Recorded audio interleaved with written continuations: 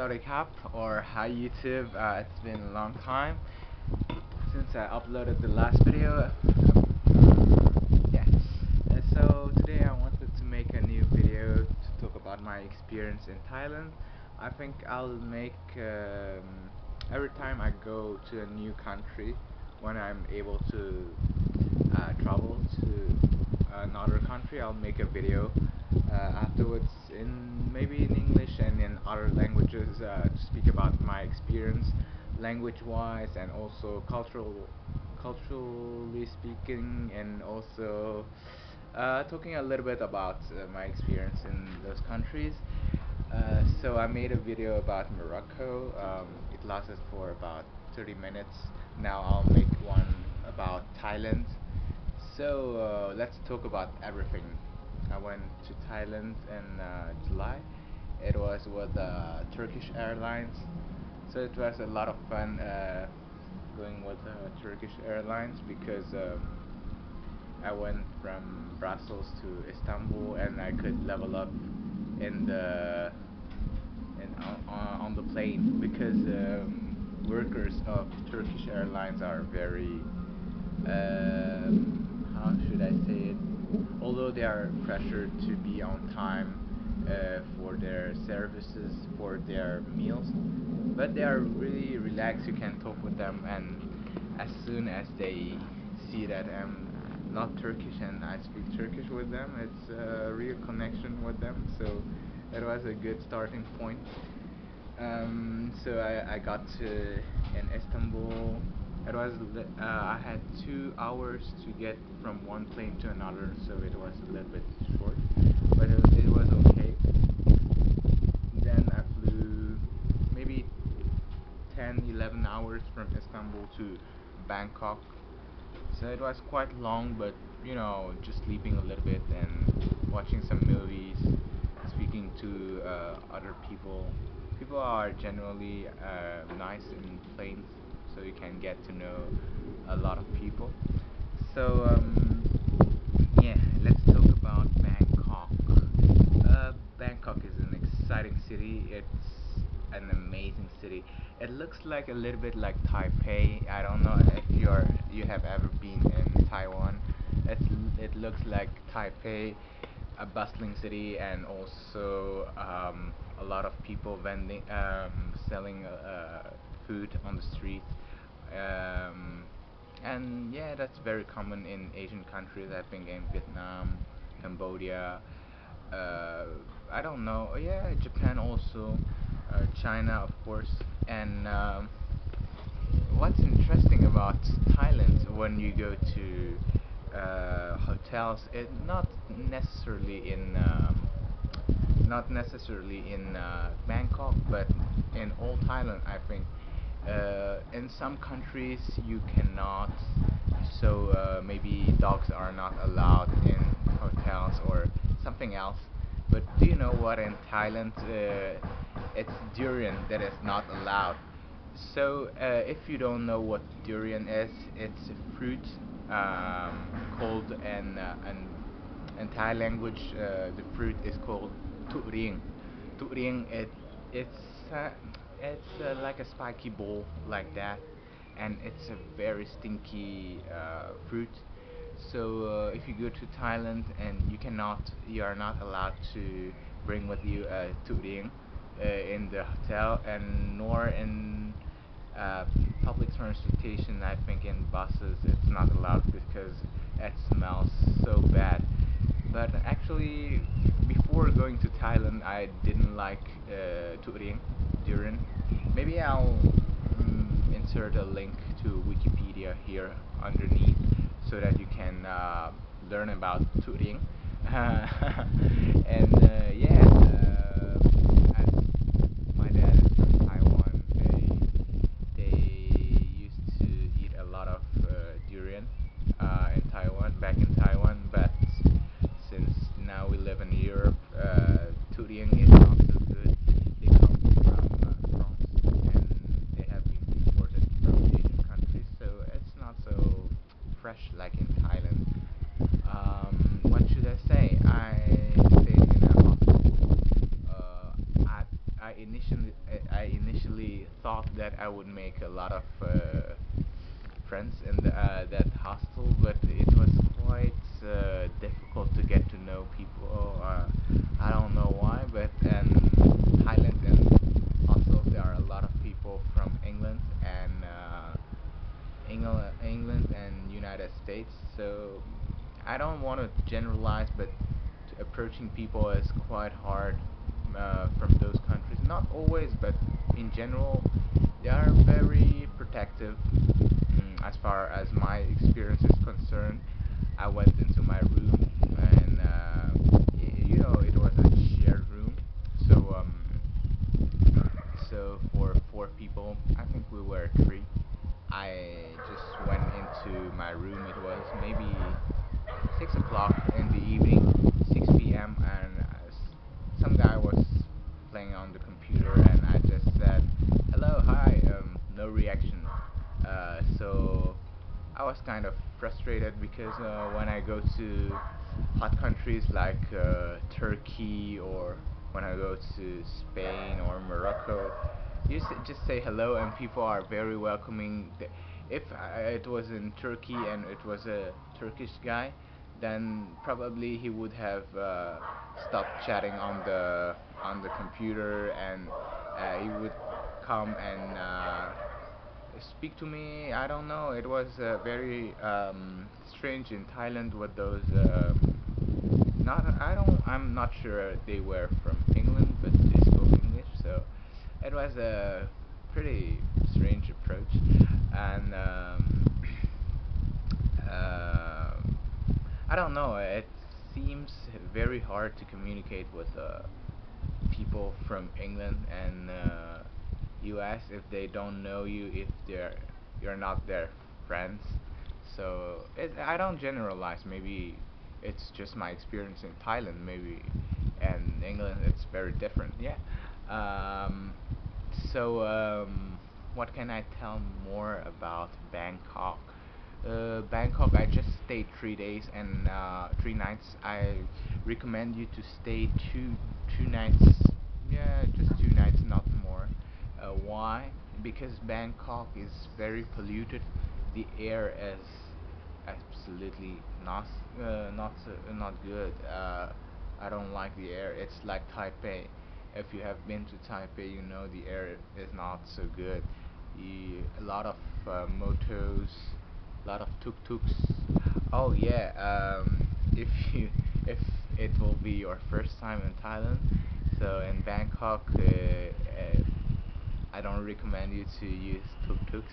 Tuk-tuks is a means of transportation with three wheels, and so what's strange about it is that they say 20 bats. 20 bats is about uh, about 50 cents in dollar, half a dollar, to get from one place to another place. So it seems pretty cheap, but in fact, you are going to be misled. How can I explain it? I did not ride a tuk-tuk, but I met some tourists who said that they have been in a tuk-tuk for 3 hours. So what happens is that you ride a tuk-tuk, and instead of leading you to another place of the city of Bangkok, they intentionally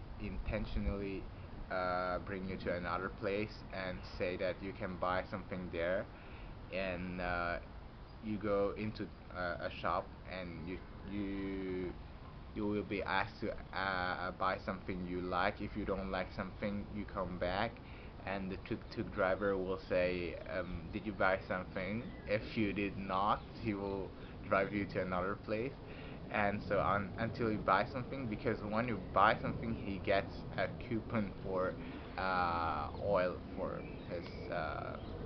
I don't know how to say that in English, for oil, for his tuk-tuk.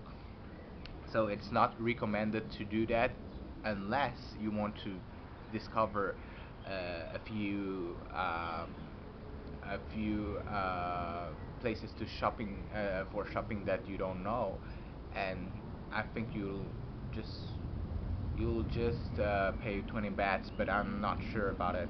You should ask someone who had ridden a tuk-tuk before. Okay. What can I say more about Bangkok? I bet it's the Wat Po.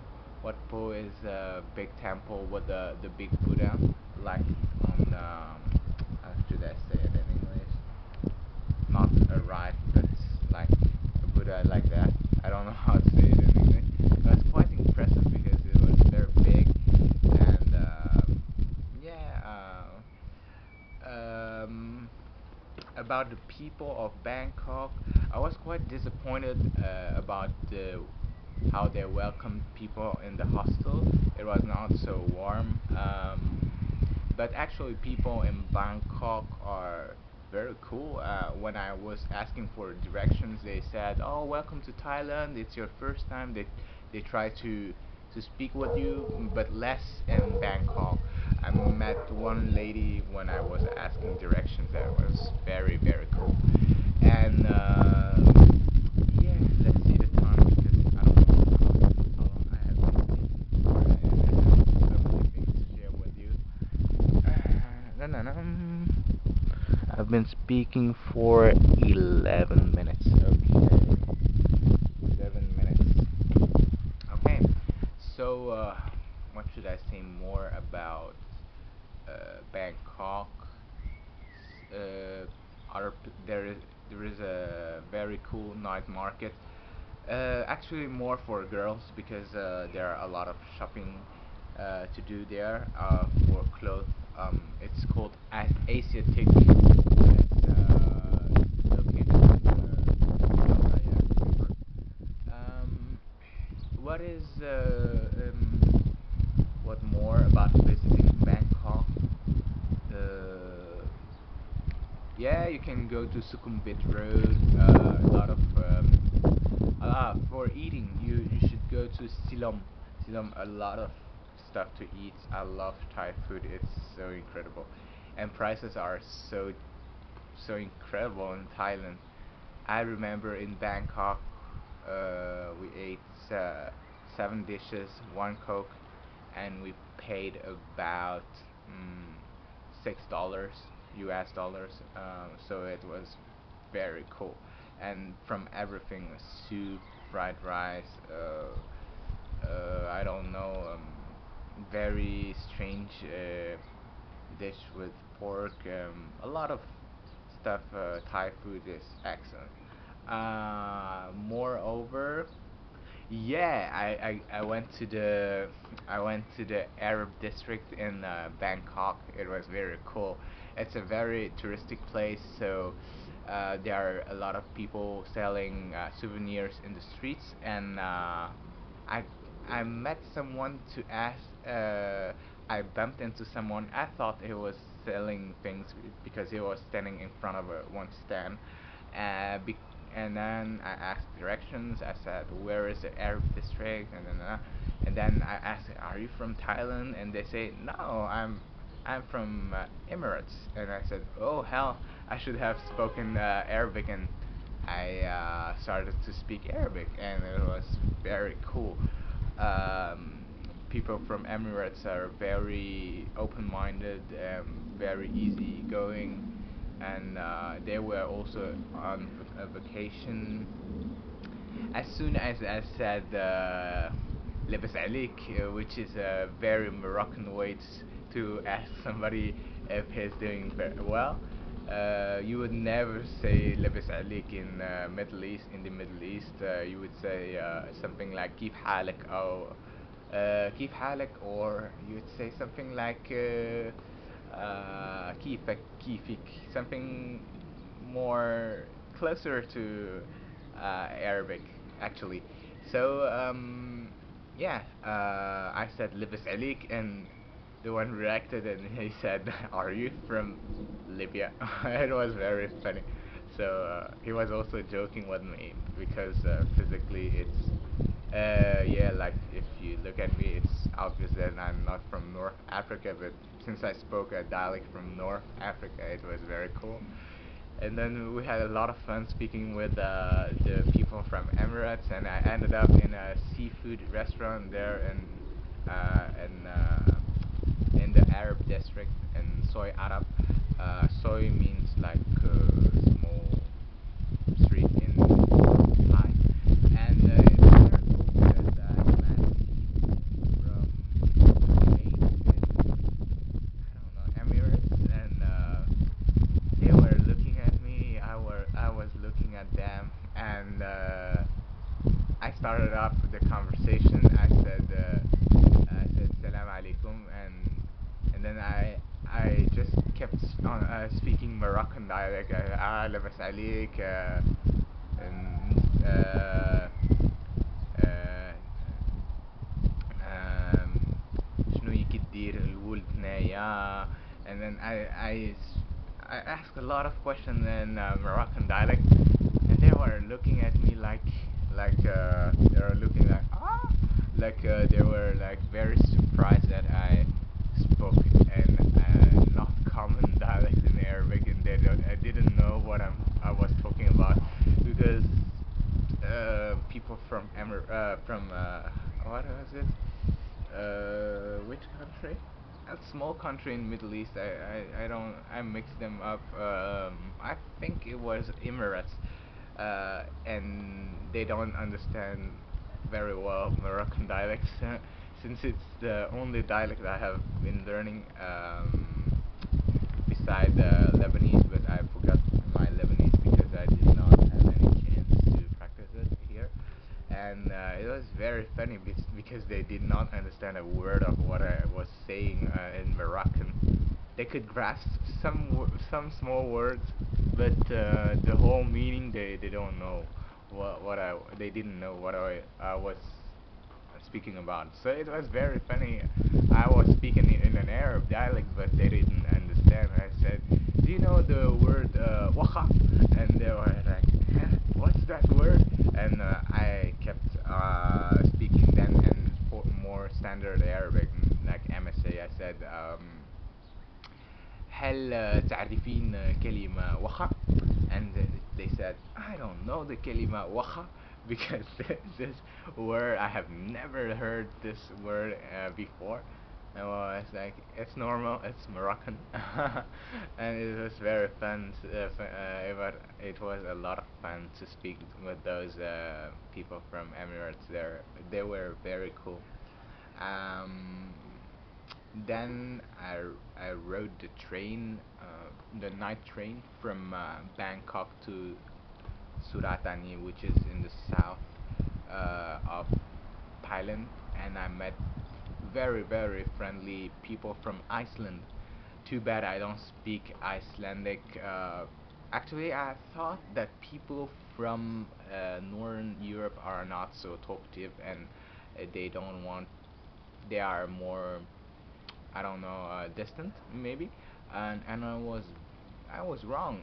People from Iceland are very cool. They spoke with me for about 1 hour on the train, and they were very happy to speak about Reykjavik, to speak about hot springs in Iceland, and also to speak about how they live, the cost of life, and I had heard that people seldom pay with cash. They always pay with a credit card. So I think I asked them if it was possible to pay everything with a credit card, and they said yeah, it was possible. It is possible in Iceland. Yeah, you know, in some countries you cannot pay everything with credit card, and yeah, so I should say that, and Thailand is such a touristic country that you can meet people from everywhere in the world. Uh, Maybe not from Africa, but and not from Africa, and not from not from South America, but a lot of people from Europe, uh, maybe US, and Southern Asia. So it's very mixed in terms of people. And when you go to Thailand, you are like, wow, why didn't I learn some more languages to be able to discover about other cultures, what other cultures? So about English, Thailand is such a touristic place that English is like a standardized language for all tourists, and everywhere you see stuff written in English, and Thai people speak very well English. Normal Thai people speak very well English. I don't know. Thailand is not an English-speaking country, but in Asia, I think it's the only non-English speaking country that speaks so well English. You can you can travel without a problem if you speak English in Thailand. It's incredible. But of course, you will learn Thai for some small restaurants where you cannot speak English. But menus in restaurant in Thailand are often in both languages, Thai,ภาษา Thai and English. So uh, very practical if you don't know Thai language. Let's speak about the train, and then I'll speak about people in Thailand. The train. So the night train from Kuala Lumpur station to Suratani, just from Bangkok to Suratani, was very good. Uh, but the train where you can sleep, you have two stairs, like you can sleep upstairs and downstairs.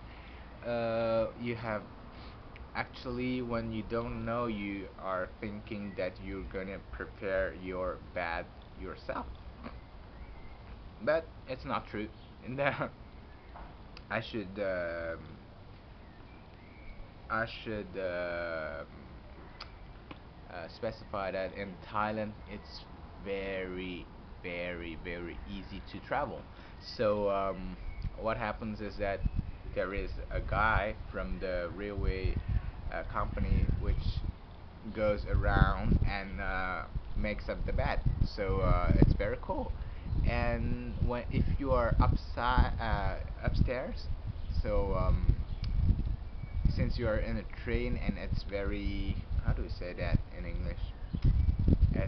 It's not very stable because the train is like ooh like that, and there is a risk that you fall from the bed. So they made like safety belts, but vertically, not for your body. I thought it was for the body like that, not to fall down, but it was like that vertically, so you cannot fall. What else? So I met those Icelandic. Oh yeah, I should have said that in Thailand, especially in Bangkok, there are a lot of Chinese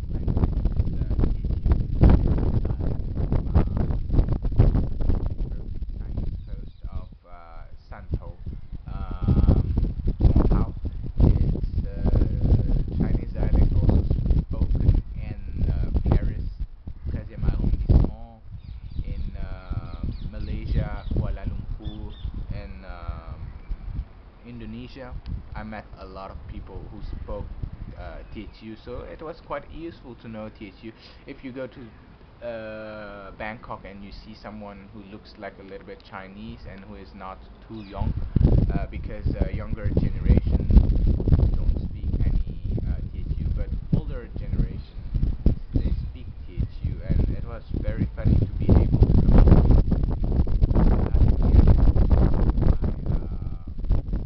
because I had no time to learn it before going to Thailand. I learned some basic expressions, so it was very cool.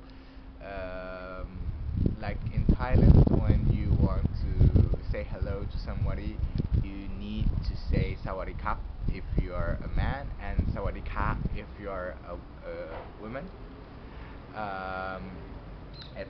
you have to say it and accompany it with the gesture like that.